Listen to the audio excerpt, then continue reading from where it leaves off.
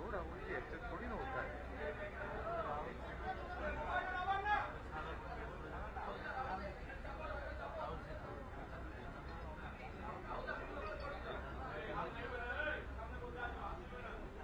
एक आध कुर्सी कोई हो तो मंगाओ ना ऊंचा।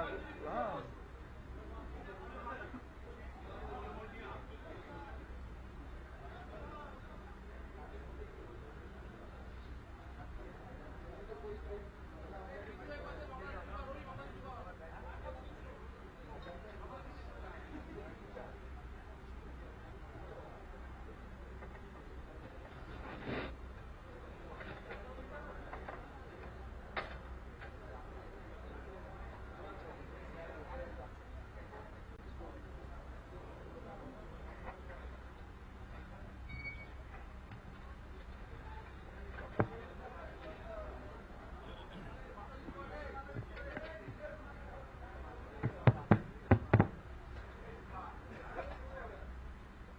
आप सभी का आज की प्रेस वार्ता में स्वागत है। मेरा बंगाल का कार्यक्रम बहुत समय से निर्धारित था, आप लोगों से बात करना भी निर्धारित था, मगर आज दिल्ली के परिणाम आए हैं तो प्रेस वार्ता की शुरुआत में सबसे पहले मैं भारतीय जनता पार्टी की ओर से दिल्ली की जनता का बहुत बहुत आभार व्यक्त करना चाहता हूं कि एमसीडी के तीनों महानगर पालिका में भारतीय जनता पार्टी को अप्रत्याशित जीत दिलाई। मित्रों, ये जीत नरेंद्र मोदी जी के नेतृत्व में जो भारतीय जनता पार्टी की सरकार देश में चल रही है, लगभग 3 साल से चल रही है, इसने अपने काम से जो संदेश लोगों के बीच में दिया है, देश भर में मोदी जी के नेतृत्व की स्वीकृति और बढ़ी है और ये जीत इसको और पुष्ट करती है। उत्तराखंड, उत्तर प्रदेश, गोवा, मणिपुर के बाद दिल्ली नगर निगम के परिणामों ने भारतीय जनता पार्टी के विजय रथ को, श्री मोदी के विजय रथ को और आगे बढ़ाया है। मित्रों, दिल्ली की जनता ने स्पष्ट संदेश दिया है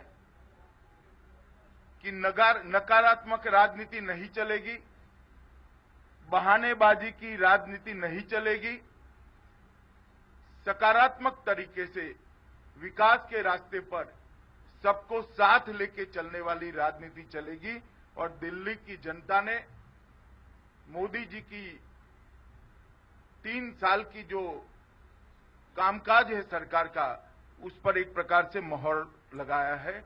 इसलिए मैं दिल्ली प्रदेश भारतीय जनता पार्टी के अध्यक्ष श्री मनोज तिवारी के नेतृत्व में दिल्ली के सभी कार्यकर्ताओं को हृदय से बधाई देता हूं और दिल्ली की जनता का बहुत बहुत मन से धन्यवाद करता हूं। मित्रों, आज बंगाल में मैं 3 दिन के दौरे पर हूं। कल उत्तर बंगाल के नक्सलबारी में बूथ नंबर 93 पर मेरा प्रवास पार्टी की ओर से रखा गया था। ये मेरा जो प्रवास है वो दीनदयाल जन्म शताब्दी के विस्तारक योजना के तहत रखा गया है। दीनदयाल जन्म शताब्दी के तहत भारतीय जनता पार्टी के देश भर में 3.5 लाख से ज्यादा कार्यकर्ता 15 दिन, 6 महीना और 1 साल के लिए पूर्ण समय बूथ को आगे बढ़ाने के लिए काम करने वाले हैं। बूथ में भारतीय जनता पार्टी के काम का विस्तार करने के लिए काम करने वाले हैं और उसी के तहत मैं भी 15 दिन के लिए बंगाल, उड़ीसा, तेलंगाना, लक्षद्वीप, गुजरात में 3-3 दिन कर 15 दिन तक काम करने वाला हूं। कल मेरा 1 दिन का प्रवास हुआ। बंगाल के उत्तरी हिस्से में एक अभूतपूर्व जन समर्थन भारतीय जनता पार्टी को प्राप्त होता हुआ दिखाई पड़ रहा है। मित्रों, बंगाल की हालत बहुत चिंताजनक है। पहले हम मानते थे, पूरा देश मानता था कि वामपंथियों के शासन के बाद बंगाल में विकास की शुरुआत होगी, मगर ये 6-7 साल के कार्यकाल में भी बंगाल वासियों को निराशा प्राप्त हुई। जब आजाद हुए तब बंगाल का देश के विकास में हिस्सा 25% था, वो आज घटते घटते 4% पर स्थित रह गया है। यही बताता है कि पहले कम्युनिस्टों के शासन में और अब तृणमूल के शासन में बंगाल तेजी से विकास में अपनी हिस्सेदारी को घटा रहा है। कम्युनिस्टों ने जब शासन छोड़ा तब 1,92,000 करोड़ का ऋण बंगाल की जनता पर था, और आज की अगर बात करें तो 3,50,000 करोड़ का ऋण बंगाल की जनता पर हो गया है। तो ऋण में बहुत बड़ी बढ़ोतरी हुई है। भ्रष्टाचार कहीं अटकने का नाम नहीं देता है। सादगी के नाम पर भ्रष्टाचार का बढ़ावा हुआ है। चाहे शारदा हो चाहे नारदा हो, नैतिकता के आधार पर तृणमूल कांग्रेस जवाब देने की स्थिति में नहीं है। बंगाल की जनता उनसे जवाब मांग रही है। और जिस तरह से राज्य की धन संपत्ति में गिरावट आ रही है, एक जमाने में भारतीय बैंकों में जो डिपॉजिट्स होती हैं उसमें बंगाल का हिस्सा 18% था। कम्युनिस्ट आए तब 12.8 रह गया, और अब वो हिस्सा 6.3% रह गया है। मतलब 18% से 6%, 1/3 हो गया है। बैंक की क्रेडिट में भी ऑल इंडिया में बंगाल का जो ऑल इंडिया की एवरेज 9.8 है, उसके सामने बंगाल की रेटिंग 5% रह गई है। मित्रों, ये बहुत चिंताजनक बात है। एफडीआई निवेश में भी 2% से कम निवेश हुआ है। विद्युत की खपत के बारे में देश की एवरेज खपत 609 यूनिट प्रति व्यक्ति है। देश की एवरेज खपत 957 यूनिट प्रति व्यक्ति है। इसके सामने बंगाल की खपत 609% है, मतलब 609 यूनिट है, मतलब 30% कम है। उत्पादन में भी गिरावट आई है। हर 5वां व्यक्ति गरीबी रेखा के नीचे काम कर रहा है। कृषि विकास दर भी स्थगित हो गया है। मजदूरों की स्थिति बहुत खराब है। और इसके साथ साथ बंगाल में जिस प्रकार से तुष्टीकरण की, अपीसमेंट की पॉलिटिक्स को टीएमसी ने बढ़ावा दिया है, मैं मानता हूं बंगाल में बहुत बड़ा आक्रोश इसके खिलाफ है। कोई कल्पना नहीं कर सकता कि बंगाल में दुर्गा पूजा में मूर्ति विसर्जन के लिए हाईकोर्ट से आदेश लेने पड़ेंगे। कोई कल्पना नहीं कर सकता सरस्वती पूजन को सरकार रक्षा नहीं दे पाएगी। किस प्रकार से बंगाल सरकार जनता के साथ भेदभाव कर रही है, इसका एक बहुत बड़ा उदाहरण है। नोटबंदी का विरोध कर बंगाल की मुख्यमंत्री जी ने पूरे देश में अपनी जगहसाई करी है। जाली नोट के कारोबार को रोकने में बंगाल सरकार पूर्णतया विफल रही है। बांग्लादेशी घुसपैठ को रोकने के लिए बंगाल सरकार विफल रही है। एक जमाना था जब बंगाल उद्योग से लैस था, कल कारखानों से लैस था। आज बंगाल सब प्रकार के कारखाने बंद हो रहे हैं, सिर्फ बम बनाने के कारखाने बंगाल में चालू हो रहे हैं।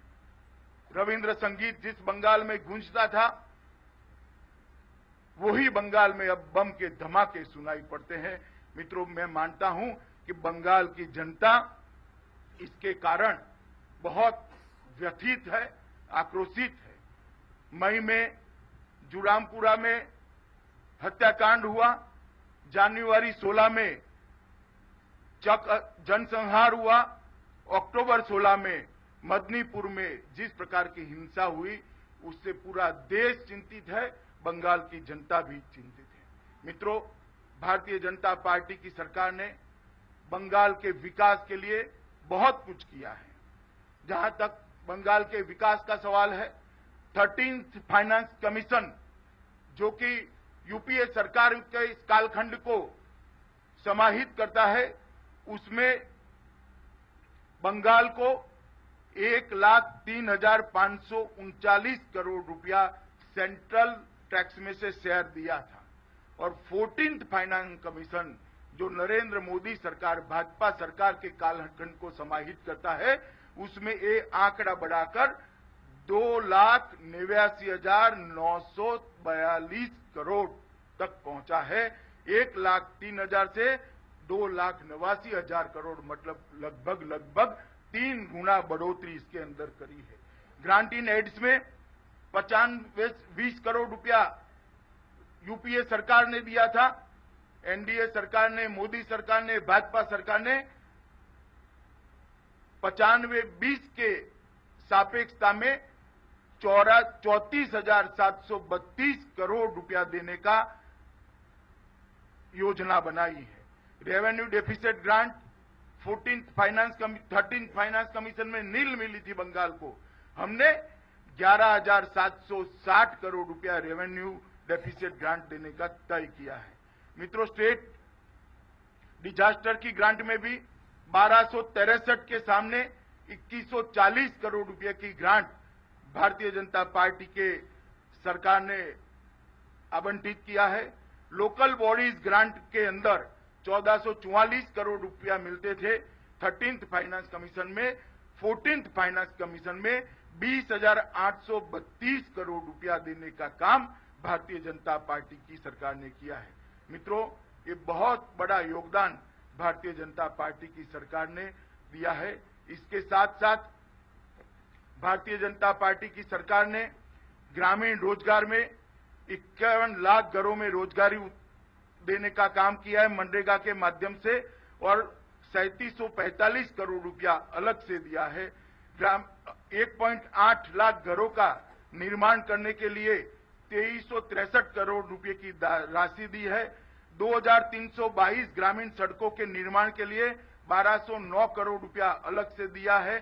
भारत बांग्लादेश सीमा समझौता कर बांग्लादेशी घुसपैठ रोकने के लिए एक अच्छा जरिया भारत सरकार ने बनाया है। रेलों के मामले में भी स्वामी विवेकानंद ट्रेन का शुभारंभ किया गया है और केवल एक वर्ष में 88 सबवे का काम समाप्त कर दिया गया है। 123 मानव रहित क्रॉसिंगों को समाप्त कर दिया गया है। 47 रेलवे ओवरब्रिज और अंडर ब्रिज का निर्माण किया गया है। बहुत सारी जगह पे एस्केलेटर लगाने का काम हुआ है और 21 नए एसी रिटायरिंग रूम बनाने का काम भी भारतीय जनता पार्टी ने शुरू किया है। विद्युत ग्रामीण और शहरी क्षेत्रों में 24/7 बिजली कराने के लिए भी हमने बहुत बड़ी सहायता की है। दीनदयाल उपाध्याय ग्राम ज्योति योजना के तहत 29 जिलों में 4262 करोड़ रुपया, 4262 करोड़ रुपया दिया है। एकीकृत विद्युतीकरण विकास योजना के तहत 1075 करोड़ रुपया अलग से दिया गया है। 131 मेगावाट का नवीनीकरण ऊर्जा का काम भी भारतीय जनता पार्टी की सरकार ने किया है। मित्रों, ये बहुत सारे काम भारतीय जनता पार्टी की सरकार ने करे हैं, मगर इसको नीचे तक ले जाने में बंगाल सरकार विफल रही है। मित्रों, जहां तक भारतीय जनता पार्टी की सरकार का सवाल है, आज 2014 से 17 के बीच में भारत दुनिया में सबसे तेज गति से बढ़ता हुआ अर्थतंत्र बना है, उसको पूरी दुनिया स्वीकार करती है। जीएसटी के कानून को हमने पारित कर लिया है। रेलवे बजट को बजट में मर्ज करने का भी काम किया है। 104 उपग्रह अवकाश में एक साथ सैटेलाइट छोड़कर अवकाश की दुनिया में भारत ने एक प्रमुख सिद्धि प्राप्त करी है। नोटबंदी के बारे में मैं पहले ही बता चुका हूं। सर्जिकल स्ट्राइक के माध्यम से भारत ने दुनिया में अपने आप को एक शक्तिशाली देश कर इंस्टॉल करने का, प्रस्थापित करने का काम किया है। उज्ज्वला योजना के तहत 2 करोड़ गरीब महिलाओं के घर में गैस का चूल्हा पहुंचाने का काम भारतीय जनता पार्टी ने किया है। जन धन योजना के तहत लगभग 28 करोड़ से ज्यादा गरीबों के घर में बैंक अकाउंट पहुंचाकर उनको अर्थतंत्र के साथ जोड़ने का काम भारतीय जनता पार्टी की सरकार ने किया है। मुद्रा बैंक योजना के माध्यम से 7.32 करोड़ लोगों को लोन देने का काम भारतीय जनता पार्टी ने किया है। बेनामी संपत्ति एक्ट लाकर कठोरता से काले धन को रोकने की कार्यवाही करी है। सेल कंपनियों पर एक अभियान चलाकर जो काला धन बाजार में घुसाया जाता था उसकी रोकथाम के लिए अच्छा काम किया है। भीम ऐप डिजिटल ट्रांजैक्शन के बारे में दुनिया में सबसे पॉपुलर ऐप बन चुका है। यूरिया के दाम घटाए हैं, खाद के दाम घटाए हैं। नीम कोटेड यूरिया के माध्यम से यूरिया की उपलब्धि को भी बहुत अच्छे तरीके से बढ़ाया है। 13,000 ऐसे गांव जिनको देश की 70 साल की आजादी के बाद बिजली का खंभा भी उपलब्ध नहीं था, ऐसे 13,000 गांव में बिजली पहुंचाने का काम भारतीय जनता पार्टी की सरकार ने किया है। इंद्रधनुष के माध्यम से करोड़ों बच्चों को टीकाकरण का काम किया है। आवास योजना के माध्यम से लाखों लोगों को आवास देने का काम किया है। स्किल इंडिया, स्टार्टअप इंडिया और स्टैंड अप इंडिया के माध्यम से भारत के युवाओं को एक ग्लोबल प्लेटफॉर्म देने का काम किया है। और इसके साथ साथ स्वच्छ भारत, नमामि गंगे योजना और बेटी बचाओ बेटी पढ़ाओ जैसी योजनाओं के साथ भारतीय जनता पार्टी की सरकार ने जन भागीदारी से समस्याओं का समाधान ढूंढने की भी पहल की है। मित्रों, भारतीय जनता पार्टी बंगाल में जिस प्रकार से तेजी से अपने संगठन का विस्तार कर रही है, 2 उपचुनाव में हम प्रमुख विपक्षी दल की भूमिका में आए हैं, हम दूसरे नंबर पर पहुंचे हैं।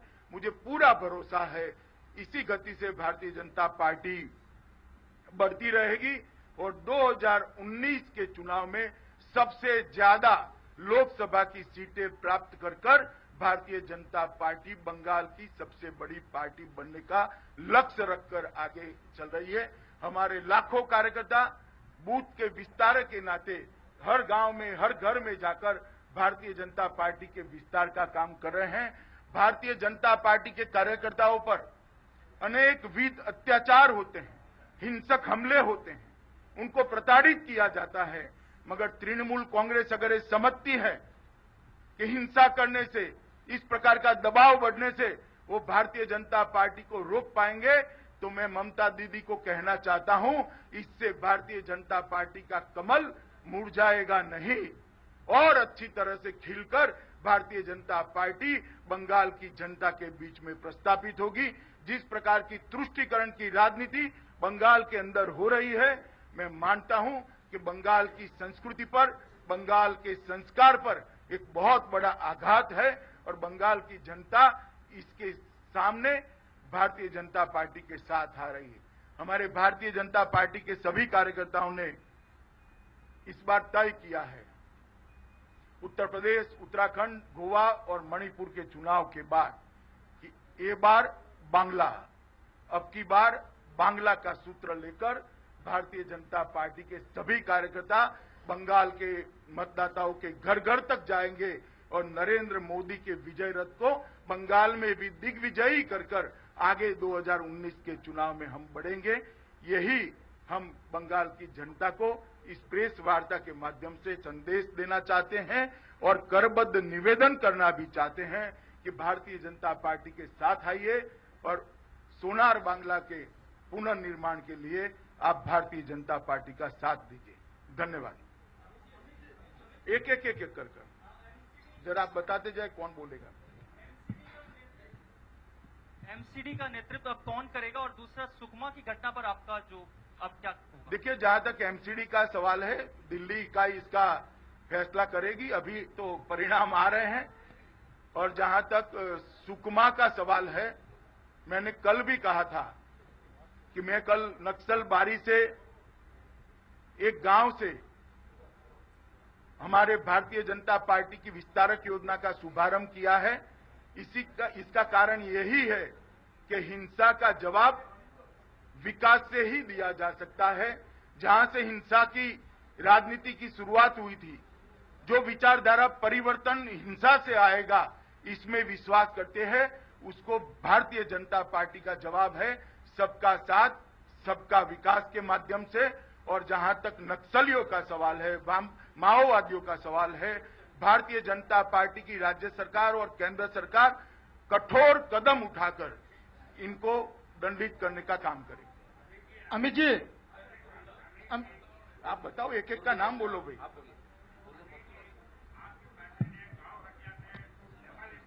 बना के रखा हुआ मणिपुर, मेघालय और वहाँ के जो आपकी पार्टी के प्रेसिडेंट है, वो कहते हैं कि अगर हम यहाँ जीत गए तो हम गौ हत्या पे पाबंदी नहीं लगाएंगे। बहुत सी जगह आपने पाबंदी लगाया है। बंगाल में अगर आप जीत गए तो क्या पाबंदी लगाएंगे? देखिए, गौ हत्या पर पाबंदी ये हमारे संविधान के प्रीएम्बल में है। हम पहले बंगाल के अंदर हमारे काम का विस्तार करेंगे, बाद में चुनी हुई सरकार तय करेगी। सर, मैं मोहम्मद शहाबुद्दीन एक सवाल आपसे करना चाहता हूं। अमित जी, मेरा सवाल है आपसे कि हमारे माननीय नरेंद्र मोदी जी जब आप सबका साथ सबका विकास की बात करते हैं, तो मैं आपसे ये जानना चाहता हूं कि किसान इतनी तकलीफ में क्यों है? आज वो चूहा खाने पे क्यों मजबूर है? अगर कृषि कल्याण के थ्रू हमारे पास 600 करोड़ रुपए आते हैं, यहाँ तृणमूल तो कांग्रेस की सरकार हटकर भाजपा की आएगी, किसान चूहा खाने पर मजबूर नहीं रह जाएगा। जहां पर भारतीय जनता पार्टी की सरकारें हैं, सब जगह पर एग्रीकल्चर ग्रोथ रेट 10% से ज्यादा है। आपने कंपेयर करना चाहिए, आपने थोड़ा स्टडी करना चाहिए। सर, ये जहां जहां सुन लो, बहस नहीं करते भैया। जहां जहां भारतीय जनता पार्टी की सरकारें हैं, वहां पर एग्रीकल्चर ग्रोथ रेट 10% से ज्यादा है। मैं बंगाल सरकार को चुनौती देना चाहता हूं कि अब दोबारा उनको मैंडेट मिला है, बंगाल के एग्रीकल्चर ग्रोथ रेट को 10% से ज्यादा करें। अमित जी, कल तृणमूल की ओर से कहा गया है कि भाजपा का लक्ष्य बंगाल है, हमारा दिल्ली है, और बंगाल में जो 2 लोकसभा की सीटें हैं बीजेपी के पास, वो भी 2019 में उनके पास से चली जाएंगी। चलिए, निर्णय तो बंगाल की जनता ने करना है। और मुझे आनंद है कि वो भाजपा को एक्नोलेज कर रहे थे। पहले वो कम्युनिस्टों को गाली दे रहे थे, कांग्रेस को गाली दे रहे थे, अब भाजपा को दे रहे। इसका मतलब आपने समझना चाहिए। अमित जी, एमसीडी नतीजों के बाद ईवीएम पर फिर से सवाल उठाए जा रहे हैं। अजय माकन ने इस्तीफा देते हुए कहा है कि चुनाव आयोग को ईवीएम की जांच करनी चाहिए। दूसरी तरफ आम आदमी पार्टी ने कहा है कि मोदी लहर नहीं, ईवीएम लहर है। क्या कहेंगे? देखिए, भारतीय जनता पार्टी की केंद्र सरकार थी तभी 2015 में इसी ईवीएम मशीन से केजरीवाल जी चुनकर आए थे। इसके बारे में इनकी क्या टिप्पणी है, पहले जनता के सामने रखनी चाहिए। अमित जी, यूपीए 1 और यूपीए 2 के चुनाव भी इसी ईवीएम मशीन से हुए थे।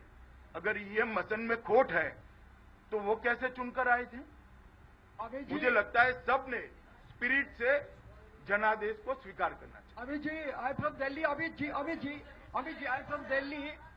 जल्दबाजी मत करें, मैं सबको जवाब दूं। Amit ji, I'm from Delhi. Actually, earlier you have said you have taken very much interest in Bengal. हाथ हिलाए बगैर माइक यहाँ रख कर बोली। Very good news that you have taken interest in Bengal. But earlier you said that you want to convert Kolkata as the second of India, since it is the gateway to northeast and east and northeast. So what is your plan? Are you still maintaining that idea of converting Kolkata into the second capital of India? Kolkata is lagging far behind under the present rule? स्पष्टता से सुनाई नहीं पड़ा, जरा फिर से बता दीजिए। और हाथ मत हिलाइए, ऐसे रखकर स्थिर रखकर बोलिए। Is Calcutta lagging far behind under the present rule? You earlier assured that you will convert Kolkata as the second capital of India, since it is the gateway to northeast. देखिए, जहां तक कलकत्ता का सवाल है, विकास के सारे रास्ते आज कलकत्ता की जनता ने, बंगाल की जनता ने तृणमूल कांग्रेस को दिए हैं। मगर हमारी सरकारें जहां जहां बनी, हमने विकास को बढ़ावा दिया है। आप गुजरात देख लीजिए, राजस्थान देख लीजिए, छत्तीसगढ़ देख लीजिए, मध्य प्रदेश देख लीजिए, अब महाराष्ट्र और हरियाणा में भी विकास हो रहा है, झारखंड जैसे पिछड़े स्टेट में भी विकास हो रहा है। यहां पर अगर बंगाल में भारतीय जनता पार्टी की सरकार आती है तो निश्चित रूप से पश्चिम बंगाल का पुराना गौरव लौटाने के लिए भारतीय जनता पार्टी कटिबद्ध है और हम सफल भी होंगे। अमित जी, दीपक घोष, एबीपी आनंद। अब एक नंबर पार्टी होने का विश्वास रखता है अभी। मेरा सवाल एक ही है, पहला ऐसा कौन सा परिस्थिति था जो कमल खिलने का प्रतिकूल था? अभी ऐसा कौन सा परिस्थिति आया जो कमल खिलने का अनुकूल हुआ है? नहीं, देखिए 3 साल से जिस प्रकार से भारतीय जनता पार्टी की सरकार चल रही है, न केवल पश्चिम बंगाल, देश भर में भारतीय जनता पार्टी की स्वीकृति हुई है। अभी ओडिशा में स्थानीय इकाइयों के चुनाव हुए थे, वहां पर भी हम नंबर 2 बने हैं। त्रिपुरा में हुए, वहां पर भी नंबर 2 बने हैं। बंगाल में हुए, वहां पर भी नंबर 2 बने हैं। यूपी और उत्तराखंड में हम जीत कर आए हैं। मणिपुर में हमने 2% ही जहां वोट थे वहां 36%, मतलब 34% की छलांग लगाकर भारतीय जनता पार्टी ने सरकार बनाई है। असम में सरकार बनाई है। तो पूर्व हो या पश्चिम, उत्तर हो या दक्षिण या मध्य भारत हो, हर जगह पे भारतीय जनता पार्टी बढ़ रही है।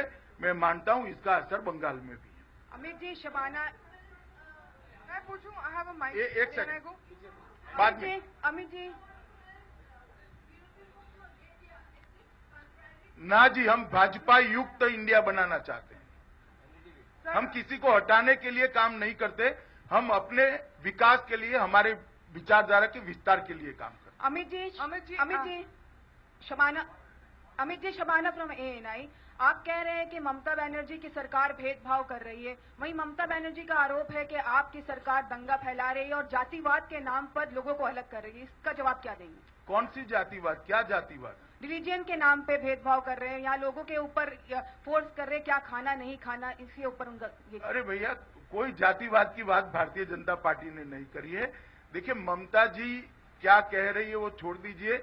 मेरा कहना है बंगाल की जनता क्या कह रही है वो ममता जी सुन ले तो उनको थोड़ा फायदा होगा। सर, मेरा we have a rare opportunity, आप नेशनल लेवल के लीडर हैं, आपसे एक ही सवाल है, कश्मीर से लेके राजस्थान, उसके बाद आगरा और दिल्ली में ही ये गौ रक्षक, they are on the rampage, लोगों को मार रहे हैं, पीट रहे हैं।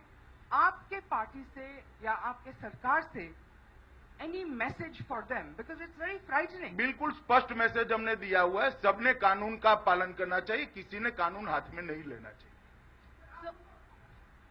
बट सर, स्ट्रांगली मैसेज तो नहीं आ रहा है। स्ट्रांगली मैसेज दिया है, सब पर केस भी रजिस्टर्ड हुए और अरेस्ट भी हुई। अमित जी, अनुपम, इंडिया टीवी से मेरा सवाल है, काफी गंभीर आरोप लगाए आपने, उनमें दो गंभीर आरोप है। एक तो फेक करेंसी वाला आरोप लगाया है, दूसरा बम वाला आरोप लगाया है। इसको थोड़ा एलाबोरेट कीजिएगा। नहीं, जितने बम धमाके बंगाल में हुए हैं, पूरे हिंदुस्तान का टोटल कर दो तो बंगाल में ज्यादा हुए, एलोबरेट कर दिया। और फेक करेंसी आने का रास्ता बांग्लादेश से जुड़ी हुई बॉर्डर है, पूरे हिंदुस्तान को मालूम है, फिर भी रोकथाम नहीं हो रही। क्या एलोबरेट कराना चाहते हैं आप? वहां तो बीएसएफ रहती है ना। बीएसएफ रहती है, अंदर भी तो पुलिस होती है। बॉर्डर पे नॉट करेंसी इम्प्लांट नहीं होती है, अंदर आकर होती है। अमित जी, जब मोदी सरकार ने नोटबंदी का फैसला की घोषणा की, तब ये कहा गया था कि टेररिज्म और नक्सलिज्म को कंट्रोल करने में ये सहायता करेगी और नक्सलवादियों का कमर तोड़ देगी। तो ये सुकमा का जो अटैक हुआ, तो ये जो प्रेमाइस था डिमोनेटाइजेशन में, क्या आपको लगता है वो अभी गलत साबित हो गई है? ना जी, एक घटना से कमर टूटी या नहीं टूटी तय नहीं होता। All over activity Bharatiya Janata party के शासन में कम ही हुई है। नक्सलियों की हिम्मत टूटी ही है, कमर टूटी ही है। एक घटना करने से कोई इसका इतने पुराने आंदोलन का असेसमेंट नहीं लगा सकते। और हम पर वो लोग सवाल उठा रहे हैं जिनके शासन में इतना पनपे वो लोग। किसके शासन में वामपंथी बढ़े? वामपंथी हिंसा किसके शासन में बढ़ी? कांग्रेस के शासन में बढ़ी। वो लोग सवाल उठा रहे हैं। Amit ji, Amit ji, Pooja from Zee News. Sir, the state BJP president has often courted controversy for his comments, some of which have been criticized as indecent and incitement of violence. So what is your take on this, and would you ask him to be more restrained? देखिए, दिलीप दा भावुक प्रकार के व्यक्ति है। जिस प्रकार का यहाँ भेदभाव हो रहा है सहन नहीं कर सकते, मगर दिलीप दा अब काफी अच्छे तरीके से बात कर रहे हैं। Amit ji, Sir, I have a question, sir. Amit ji, Pooja from Sir. Zee News. Amit ji, Pooja from Zee News. Sir, can I? Sir.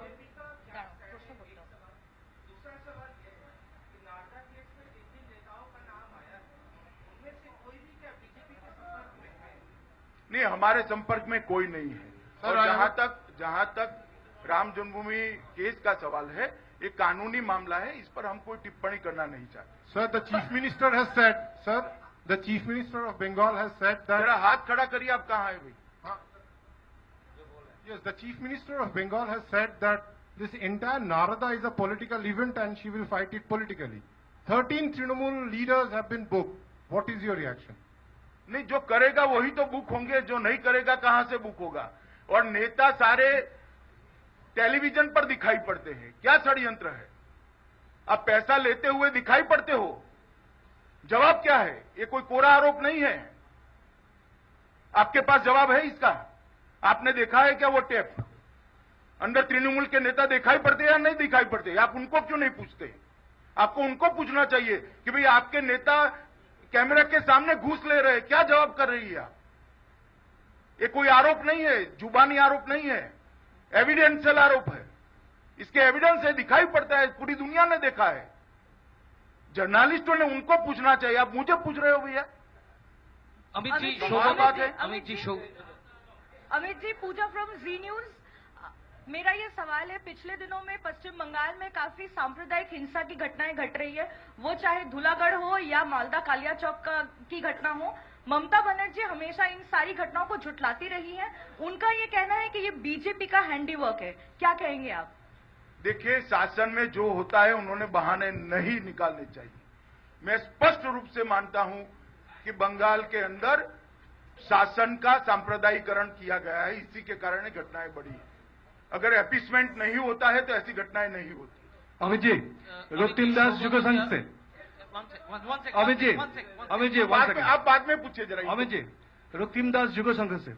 Assam में बीजेपी गवर्नमेंट ने बोला है वहां पे बांग्लादेश का जो बॉर्डर है वो सील कर देंगे, क्योंकि वहां से घुसपैठिया आ रहा है और गोरू जो चला है। तो आप जब यहाँ पे गवर्नमेंट में आएगा तो आपके गवर्नमेंट क्या यहाँ पे निश्चित रूप से सील कर देंगे। Amit ji, Sougata here from CNN news 18। Sir, आपसे ये पूछना है कि आप कह रहे हैं कि आपके टारगेट है 2019 जनरल इलेक्शंस बंगाल में मेजॉरिटी सीट्स के। इसके पहले आपके सामने और एक चैलेंज है, वो है पंचायत इलेक्शंस, जो कि अगले साल में शेड्यूल्ड है। बीजेपी की संगठन की मजबूती के लिए आप क्या ब्लूप्रिंट बनाए हैं बंगाल में? देखिए, मैंने पहले ही बताया शुरुआत में, शायद आपका ध्यान नहीं रहा है। हमारे कार्यकर्ता बूथ बूथ जाकर, गांव-गांव जाकर भारतीय जनता पार्टी के संगठनात्मक काम को और ताकत दे रहे। मैं भी कल गया था, हम लोगों ने 150 घरों में संपर्क किया मेरे साथ। मैं भी 7 घरों में गया, हमारे कार्यकर्ता भी गए, और ये अभियान पूरे बंगाल में चल रहा है भारतीय जनता पार्टी की ताकत को बढ़ाने का। मगर जिस प्रकार से बंगाल में तृणमूल कांग्रेस चल रही है, भारतीय जनता पार्टी की ताकत भारतीय जनता पार्टी के कार्यकर्ताओं से ज्यादा तृणमूल कांग्रेस बढ़ा रही है। जी अमित जी, एक क्वेश्चन इधर से, इधर सन्मार्ग से संदीप, इधर इस तरफ।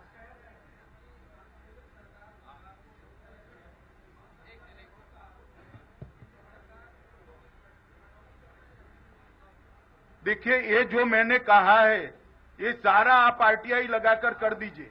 भारत सरकार की साइट पर है, बंगाल सरकार में आरटीआई लगाई, यही आंकड़े आएंगे। 1 रुपया नीचे आए तो मुझे दिल्ली आकर पूछ लीजिएगा। और ममता जी में हिम्मत है तो सारे आंकड़े प्रसिद्ध करना चाहिए ममता जी ने। मैंने आज सार्वजनिक प्रेस कॉन्फ्रेंस में करा है, गोलमोल नहीं किया है। आना पैसा रुपया के साथ अमाउंट बोला हूं। 1 मिनट, मैं आना पैसा रुपया के साथ अमाउंट बोला हूं। भारत सरकार ने जो पैसा भेजा है, अगर ममता जी में हिम्मत है तो इसको डिनाई करे और कहे कि ना इतना नहीं इतना रुपया आया। गोलमोल बात करने से कुछ नहीं होता सार्वजनिक जीवन में। अमित जी एक प्रश्न यहाँ से। अमित जी एक से इस तरफ एक क्वेश्चन इधर भी पीछे पीछे इस तरफ। अमित जी तमाल from times now. Amit ji मेरा 2 सवाल है। पहला सवाल, ममता बनर्जी का आरोप है कि बीजेपी तृणमूल कांग्रेस तोड़ने की कोशिश कर रहे हैं, एमपीज एमएलएस को पैसे से खरीदने की कोशिश कर रहे हैं, इंटिमिडेशन हो रहा है, इसमें क्या जवाब होगा? एक। दूसरा, बहुत सारे सूत्रों से मालूम चल रहा है तृणमूल कांग्रेस के लीडर्स आप लोग के साथ संपर्क में है, जो नारदा में हो या शारदा में हो, रोजवैली में कभी कभार सीबीआई ने बुलाया है, वो लोग आज पार्टी छोड़ के आप लोग को ज्वाइन करना चाहते। कभी बीजेपी क्या उन लोग को शेल्टर देगी? मैं दे देता हूं। सबसे पहले कोई हमारे संपर्क में नहीं, और दूसरा ममता जी को बीजेपी का फोबिया हो चुका है, उनको हर चीज में बीजेपी दिखाई पड़ती है।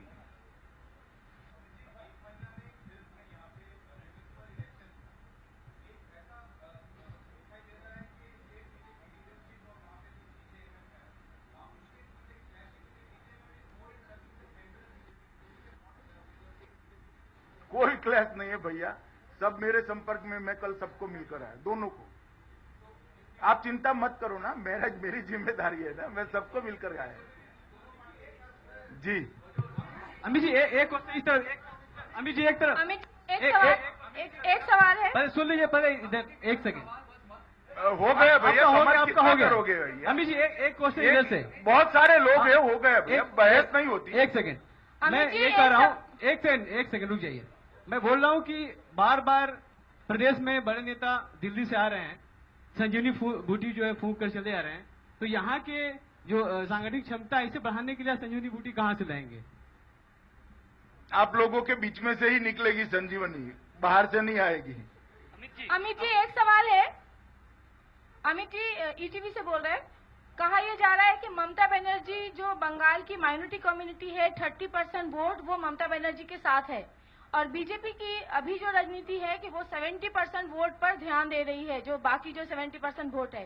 तो ऐसे में नहीं लगता कि माइनॉरिटी कम्युनिटी अभी भी बीजेपी से दूरी बनाए हुए है? और देखिए, हम वोटर्स को माइनॉरिटी मेजोरिटी में बांटते नहीं, हम हिंदुस्तान के हर वोटर को डेवलपमेंट के नाम पर जोड़ने का काम करते हैं।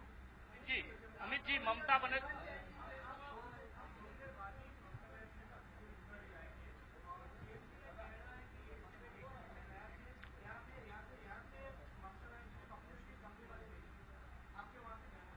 नहीं, मेरे जाने से कुछ हो जाएगा ऐसा मैं नहीं मानता, मगर मेरा जाने का अधिकार तो है या नहीं है, इसको ममता जी कैसे डिनाई कर सकती है?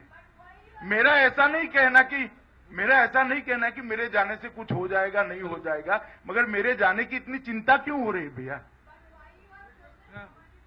अरे हर जगह जाऊंगा भाई।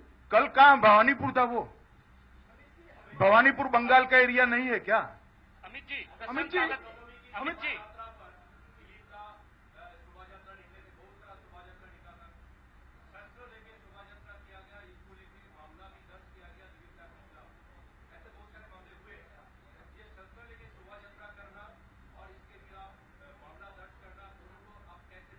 देखिए,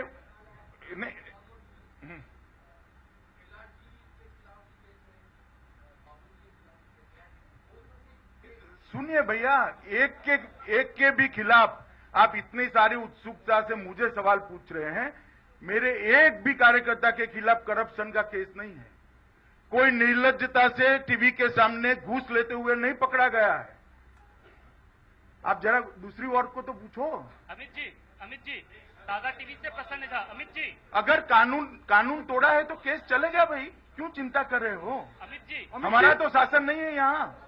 अमित जी बंगाल में एक चालू है कि दीदी भाई और मोदी भाई कुछ समझौता है, इसीलिए सीबीआई ने काम कर रहा है, तो इसका क्या जवाब हुआ? कि अब ये सारे लोगों ने कहा कि ममता जी विरोध कर रहा है। भाई तू दीदी भाई दीदी क्या कर रहा है दोस्त? ये सारे लोग मान रहे विरोध कर रहा है, मैं इतना भाषण दे दिया। अमित जी एक क्वेश्चन इधर से, ताजा टीवी से प्रश्न बोल रहा हूँ। अमित जी आपको ममता बनर्जी ने दंगाबाज पार्टी का संज्ञा दिया है? ममता बनर्जी ने कहा है कि भारतीय जनता पार्टी दंगाबाज पार्टी है, आपने उस पर आंसर नहीं दिया, क्या कहना चाहते हैं? ऐसी बातों का आंसर नहीं दिया जाता। Amit ji this is Madhuparna. Amit ji hello. Amit ji, this side please. This is Madhuparna from Economic Times. Sir, I just want to rephrase Moni Deepadi's question as she asked about cow vigilantism. So, they are on rampage, that is there. You have said that actions are being taken. But don't you think, since so many positive things happening to BJP, like elections and all, isn't it, earning bad name to the party? One. Two, there is a proposal from the central government of Aadhaar card on cows. So now, Mamata Banerjee has said yesterday कि आप लोग तो अभी मछली का, गोट का, सबका आधार card निकालेंगे. So what is your take on that? नहीं, मैंने ईटी का जो समाचार था आधार कार्ड का, उसका डिटेल में अध्ययन नहीं किया. मुझे मालूम नहीं है वास्तविकता क्या है. मगर ममता दी आजकल सब भाजपा के खिलाफ ही बोल रही है. कम्युनिस्ट के लिए बहुत चिंता का विषय है. Amit ji. Oh, she has another question. भाई मैं फतवों पे क्या टिप्पणी करूं, शासन ने इसकी चिंता करनी चाहिए. दिलीता ना जी. Amit ji, this is Debjani from news nation.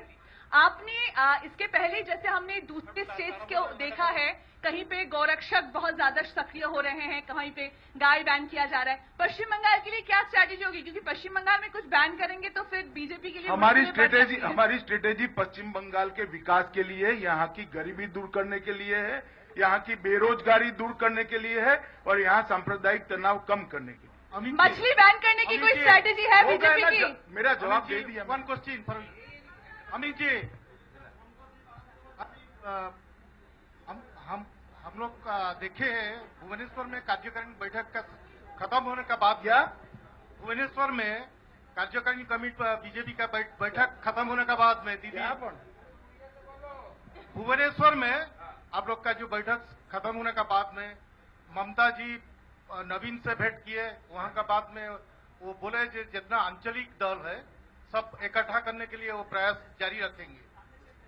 तो अच्छा है, करे, इसमें क्या है. अमित जी मेरा सवाल. अमित जी भाई हो गए, आपने एक बार पूछ लिया ना. बहुत सारे लोग हैं. अमित जी,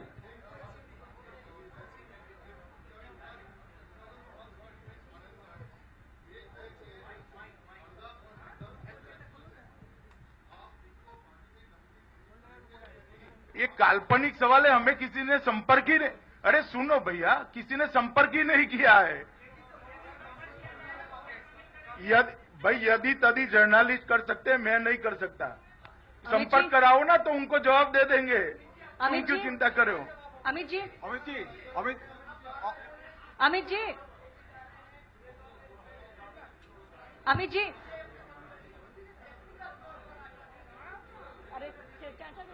देखिए, गिरफ्तार करना नहीं चाहिए, करना चाहिए. वो सुप्रीम कोर्ट ने सीबीआई को जांच दिया है. सीबीआई जांच कर उस पर निर्णय करे. मैं सीबीआई को ऑर्डर नहीं कर सकता भैया, आप लोग कर सकते हो. अमित जी, मेरी तो मर्यादाएं हैं ना. अमित जी व्यक्तिगत नहीं होता है, इसमें सब सार्वजनिक होता है. Amit ji, Ananya from ANM news. मेरा सवाल ये है कि कश्मीर में जो चल रहा है स्टोन पेल्टर को लेके, तो महबूबा मुफ्ती नरेंद्र मोदी जी के साथ जो बात की है कि डायलॉग इनिशिएट करना चाहिए, तो ये पीडीपी सोचते हैं और अभी जो लग रहा है कि वो सॉफ्ट हो गए स्टैंड पे. तो आपका क्या विचार है? वहाँ पे बीजेपी जो है वो क्या सोच रहा है कि स्टोन पेल्टर के साथ बात इनिशिएट करना चाहिए क्या नहीं चाहिए? अभी महबूबा जी ने सिर्फ एक प्रेस स्टेटमेंट दिया है. इस पर हमारी पार्टी बैठकर विचार कर हमारी पार्टी की जो टीम कश्मीर के लिए पार्टी की नीति तय करी, वो टीम बैठकर विचार कर मेरे पास लाएगी, तब इस पर निर्णय करें. 2 दिन पहले हम लोग के पास जो फुटेज है उसमें आईसीस के जो फ्लैग है, झंडे है, वो स्टूडेंट के हाथ में है. वो लोग वो एयर भी किए हैं. तो इसको लेके आप लोग क्या सोचते हैं कि स्टूडेंट के हाथ में आईसीस के जो फ्लैग आ गए तो कैसे आ गए? ये आपको क्या लगता है कि सिक्योरिटी मेजर का कुछ ढीला ढाला है वहाँ पे? नहीं, ऐसा नहीं है. कई बार ऐसा होता है, पुलिस उसको ढूंढकर कार्यवाही भी की है और फ्लैग बनाने वाले तक भी पहुंचे. अमित जी, ईटीवी से और बोल रहे हैं. रामनवमी में पूरा सारी राज्यों में अस्त्र लेकर मिছিল हुआ, तो इसके बारे में आपका स्टैंड क्या हुआ? देखिए, मेरे पास इस प्रकार की इंफॉर्मेशन, फर्स्ट हैंड इंफॉर्मेशन नहीं है. अगर हुआ है तो पुलिस कार्रवाई कर रही होगी और केस भी रजिस्टर हुए हैं.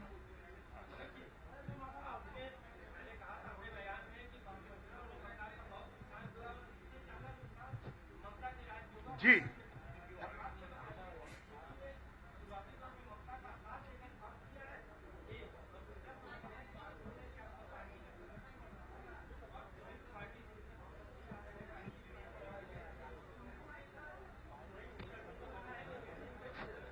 देखिए, ममता जी का दोनों चुनाव में हमने समर्थन नहीं करा। जब वो शुरुआती दौर तब चुनकर नहीं आती थी भैया, दोनों सरकारें उन्होंने बनाई, हम खिलाफ लड़े और हमारी लड़ाई तृणमूल कांग्रेस के खिलाफ डटकर है, इसमें कोई कंफ्यूजन मत रखिए। एक और दूसरा, जहां तक हमारी रणनीति का सवाल है, हम हमारी पॉलिसी को लेकर, हमारी नीतियों को लेकर लोगों के बीच में जा रहे हैं और हमारे काम का, हमारे संगठन का विस्तार करने का प्रयास करें।